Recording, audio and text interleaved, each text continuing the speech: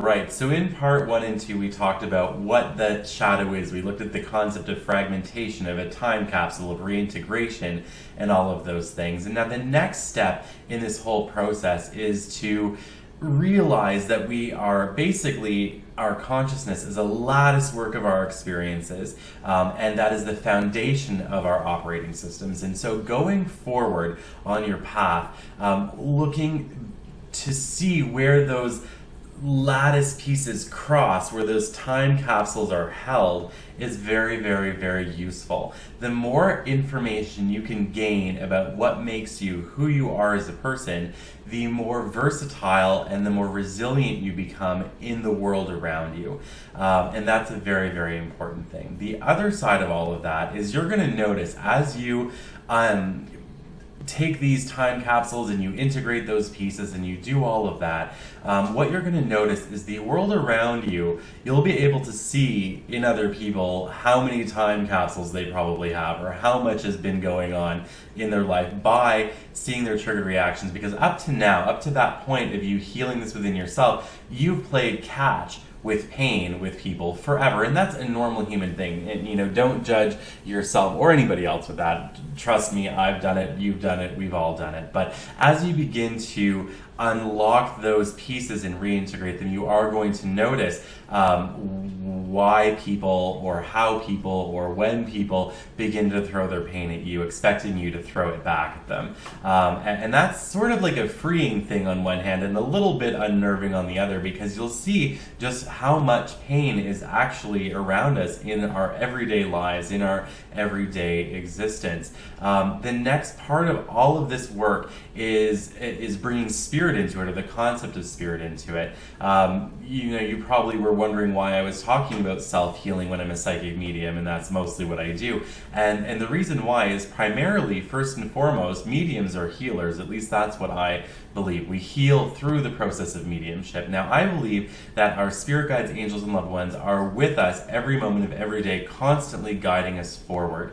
And I bet you're wondering how spirit and your loved ones and guides and angels and everybody plays into this healing process, healing the shadow. I think it's important to say that your guides would have brought you to either this video or material like it if you're ready to embark on this journey. If you're in the part of your journey where they're trying to give you reference points or ideas that you can work with in the future, then you've arrived here by no mistake. The other side of it is you can actually ask your spirit guides, angels, loved ones, and whoever to step forward as you do this work, as you learn how to check in with your energy, as you learn how to find your baseline, as you learn how to breathe through the triggered moments while you're reintegrating those fragments into the present time frame. You can ask them to be present for all of that, and be very aware that you may get insight within yourself in that process. If your trauma or your difficulty is from somebody who's passed on already into spirit, you can actually ask for their spirit to come forward and be present with you as you work through healing these things. Our journey of self-healing is never over, because we are constantly being exposed to new, creative ways to be fucked up. Pardon my French, but it's true. And as we learn more about ourselves, and as we embark on self-care, true self-care, not like a facial and a spa self-care, but the really digging through the graveyard that we keep within ourselves type self-care. As we do that, our loved ones, our spirit guides, our angels are there cheering us on every step of the way, and with their guidance and our inner guidance and the messages they will bring to you through yourself or your environment directly, not through necessarily a medium, but through your own experiences, you can see and be guided into the clearing out of that lattice work. Know that every step of your journey is incredibly important. There's not one thing that has happened to you in your whole life that isn't vital to who you are. And this process really is just about cleaning all of that up, allowing you to be empowered. You can choose to step into your shadow. You can choose at that point to stand in your light, or be in your light, or sit in your light, or walk in your light, or sing in your light, or whatever else in your light. You can choose, as you get to know yourself, which direction you're going to take at any given time. The way that we heal as human beings is exceptionally cool, or maybe as any being, all beings heal, but it's exceptionally cool that there is a huge resources available in every second at a physical, mental, emotional, spiritual, energetic, and soul path level to help us to repair ourselves so that we can continue on learning what we are here to learn.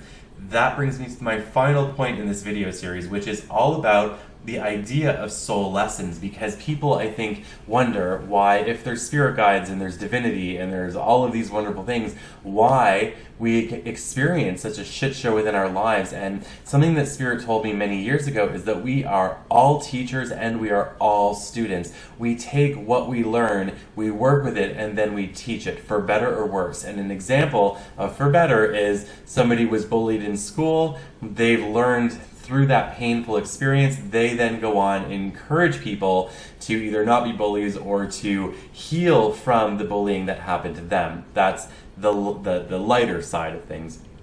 The shadow side would be somebody is bullied and they take in all that pain, repress it, it becomes fragmented, it becomes time encapsulated, and then they go up and they begin to bully other people, right? So they are teaching something either way you look at it. We also learn either way. So, the reason for some of our difficult experiences is because we are meant to learn those pieces of our puzzle, or what our puzzle becomes over time. It is vital in us living our purpose, and we don't have to know what our purpose is in order to be living it. But that is a conversation for another day, and I'll leave you guys with this. I hope you've enjoyed this short series on working through the shadow, working through reintegration, working through self-healing, and of course, all of this comes right down to self-love. And I'll leave you guys with that, and I wish you a fantastic path forward and much love. Take care for now.